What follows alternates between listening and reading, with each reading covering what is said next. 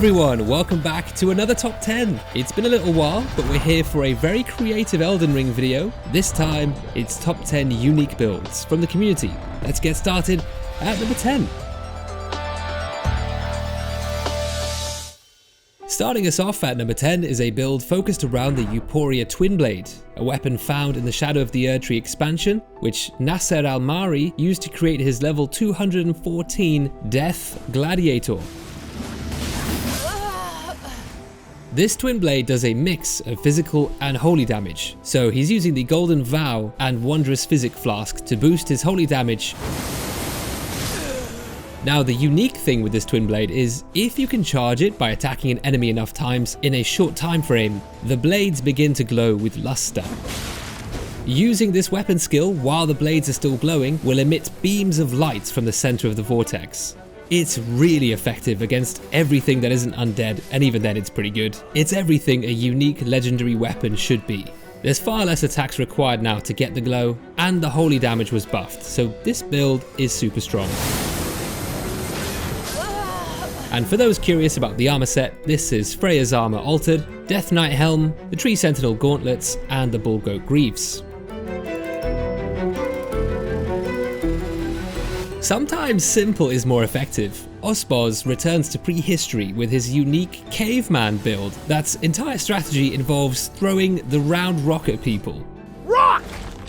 A throwable item that can be crafted in the DLC areas, and it's arguably one of the best consumables in the game. Caveman got boulders! If you happen to be an Unga Bunga strength build, this is the perfect range option, as you can hold 999. Yes, the tracking isn't amazing, but you can free aim, and it does surprisingly decent strike damage. Looking at the rest of his setup, he has a stone club, good for bonking, obviously, the pelt of Ralva helm, champion pauldron, leather arm wraps, and leather leg wraps. Sometimes though, you don't want to look like a caveman, sometimes you want to look fresh. And just like the DLC added a ton of fashion options, so has Project Orochi, which is today's sponsor. Just look at this new sacred spear design for Mogwin Palace revelers. Perhaps a divine dragon for the sophisticated shinobi. I've been wearing their high quality clothes for 2 years now, and the designs look as fresh as ever. I think because it's subtle, at first glance it just looks like stylized sunflowers, but if you've played the game, you know exactly what it is. There's a huge amount of designs to discover, inspired by all the games we love to play, and they've got an extensive originals collection too, with tigers, lots of dragons. The Dancing Dragons hoodie is probably my favourite one from their new arrivals collection. The gold on black there looks just nice. If you want to check them out, they offer free shipping in the USA, and keep an eye on their Instagram for giveaways and community discussions about upcoming designs. And this can all be found in the first links of the description. At number 8, Softwater has made what he calls his Domain of Fire and Faith build. His strategy involves protecting himself with either a Rain of Fire or Black Flame Ritual to seal off the area around him, and then, with his opponent prevented from running up and attacking, he has plenty of time to cast Elden Stars or Land of Shadows. Normally, the weakness of these slow spells is how vulnerable you are when casting, so this is one of the smart ways of solving that issue. It's a level 190 Strength and Faith build wielding the Magma Whip Candlestick. He's wearing the Fire Knight helm with Mesmer's armor, and of course he's using several fire, magma, and holy base spells. Hence, Domain of Fire and Faith. Even this Magma Whip has a useful area of effect that lingers called Sea of Magma. Great for giving him space for a free drink of his Cerulean Flask, but it's also just a versatile attack that could end fights by itself if your opponent is too aggressive. A caster is easily pressured, so he's trying to invite this pressure into spells like Black Flame Ritual, which create a lot of visual noise and obstruction, and you can fly out from the shadows you've created and destroy them with Mesmer's Orb.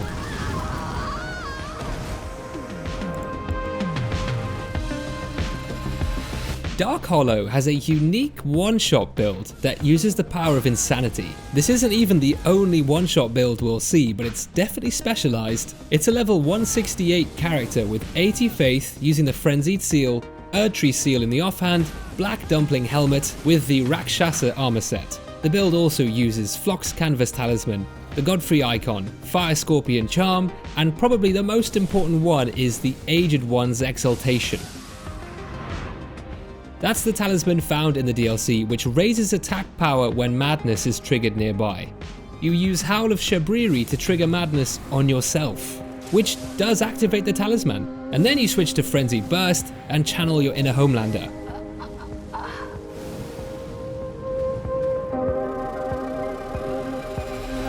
Riot Rain's build is quite different from anything we've seen so far. You kind of just have to see it for yourself.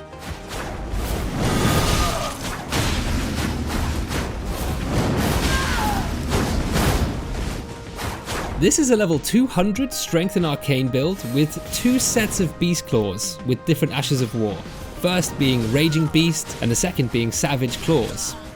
The Iron Jar Aromatic turns your body into a steel tank and normally makes you move very slowly, but that's almost completely mitigated by these claws because they turn your moveset into one of a savage, agile beast.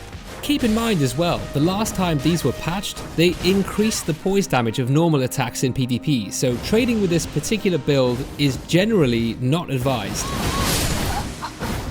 We have a short bonus submission here from the Masked Team PvP channel. Kenpachi is showcasing a build that uses the Fine Crucible Feather Talisman, a talisman from the DLC that improves backsteps but increases damage taken by 15%.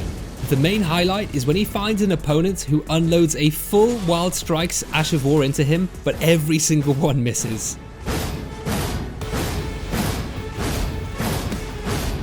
Now, I did think this wasn't so much of a unique build, but perhaps more of a unique mechanic or playstyle, so that's why I'm considering this a bonus clip. Either way, I think this move is so cool, and it looks really impressive.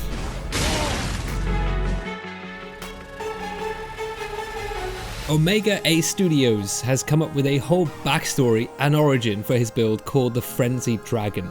It goes like this. Once there was a maiden who was inflicted with the frenzied flame. She was driven out, hunted, and shunned. One day, while running, she fell into a cave where a great worm slumbered. Without hesitation, it swallowed the maiden whole. As she burned in the acid of the worm's stomach, she cried tears of frenzied flame. Then, these tears began to burn the great worm from the inside out. Flesh melted unto flesh. And from the ashes, the Frenzied Dragon was born. So this build combines madness and dragon communion incantations, as well as the beast claws in case he runs out of focus points. The DLC added a couple new dragon forms into the game. This one is a transformation using the Rock Heart, and it gives some defense as well as a 20% damage boost. The dragon spells are already very effective, but I think adding the madness element to this build was a good choice in making it stand out more. An insane dragon is quite a cool concept by itself, and the damage potential of this build is one of the highest for the entire countdown for sure. And extra points for the backstory, which was very creative.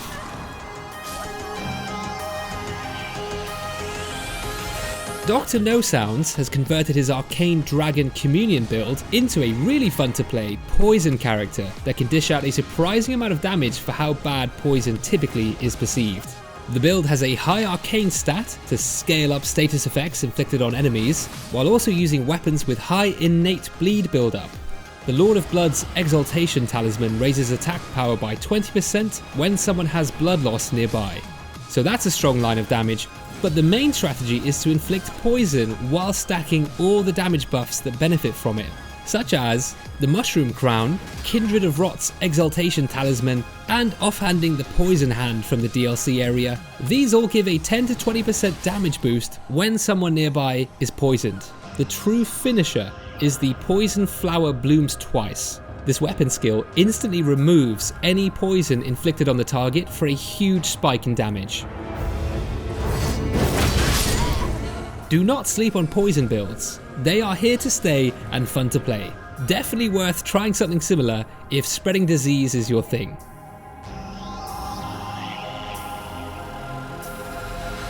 V Yang comes in at number 3 with a one-shot precision great bow build. This is utilizing Igon's great bow with great arrows and Igon's harpoons. To lower his own health, he has a straight sword with a seppuku skill. You want your health low for a glass cannon build like this because the red feathered branch sword talisman raises attack power by 20% when your hit points are below 20%. Arrow's soaring sting talisman increases arrow damage, and the sharp shot talisman increases arrow damage when you aim with the crosshair in first person view. Headshot. Glass cannon builds like this are very unique, very rare, and very high risk, high reward. If you like some adrenaline, this style might just be for you. At number 2, we have a lovely themed build called the Mad Maiden. This is from Hironaka. It's a hybrid strength faith build wearing the Finger Maiden robes, which actually hide some heavy Radan's leggings to secretly give poise. We're also seeing the fingerprint shield, and for weapons it's the ringed finger and gazing finger weapons. Ringed finger setup for PvP and gazing finger for PvE. If you haven't already realized, almost everything he's using is finger related. And the unique skill of this finger is claw flick, where it swells in size and flicks away enemies. It's disturbingly hilarious. Last time it was tweaked, it was actually buffed, and the hyper armor is insane. Nothing short of a colossal weapon will break your stance while you flick. Obviously it's well known that the fingerprint shield has amazing physical resistance. Again, great for trading, which is probably what this build wants to do, as the range isn't fantastic. This is what it looks like to win a fight with the ultimate disrespect.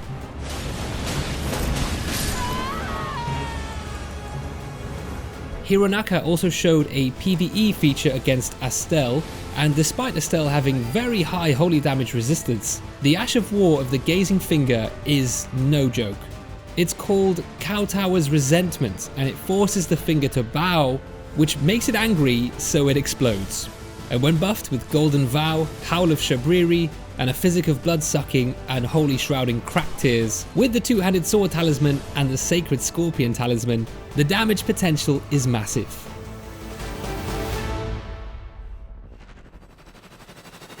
Number 1 is from 30th Century Fish, who has created his own boss fight, whom he calls Gnar of the Jar. His backstory is he's a greater potentate. One day he was tasked with turning a pyromancer into a shaman, and while slicing, the pyromancer exploded and burned his whole body. Gnar was horrified as they had burned his horns clean off. He fled to the jail outside of town, hiding his face under a pot. There, he gained a fascination with pyromancy and alchemy, constantly working on a way to grow his horns back and to mend his wounded flesh. He now kills anyone who gets in his way. Invaders can find him here in the jail near Bonnie Village because of its proximity and relation to Gnar's home, and because the deep blue of the area accentuates Gnar's red fire and yellow lightning. Like other typical boss fights, he has two distinct phases. The first one using pyromancy spells, hand-to-hand arts, and perfume. When he gets to the second phase, Gnar drinks an accursed physic, which causes his body to contort, with the bones in his right hand bursting out into a spear. He also gets the ability to grow spines, with aspects of the Crucible Thorns, and his pyromancy becomes much stronger. I like how in the second boss phase, to represent his hand mutating into a spear, he just pulls out the Celebrant's Rib Rake, probably the worst spear in the entire game, so that automatically sets it apart from the usual builds you see. He uses O Flame and Flame Fall upon them in the first phase, which is a nice slow pace to start with. Then he upgrades to Mesmer's Flame and aspects of the Crucible Breath in the second phase.